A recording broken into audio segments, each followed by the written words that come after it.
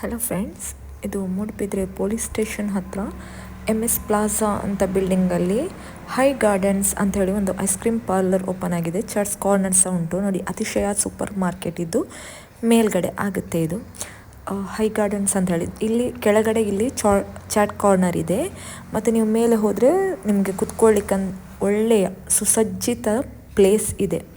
ತುಂಬ ನಮಗಿದು ಲೈಕ್ ಆಯಿತು ಒಂದು ಪ್ಲೇಸ್ ನೋಡಿ. ಸೈಡಲ್ಲೆಲ್ಲ ಬೇಕಾದಂಥ ಒಂದು ಗಾರ್ಡನ್ ಮಧ್ಯೆ ಕುಳಿತು ತಿಂದ ಹಾಗೆ ಆಗುತ್ತೆ.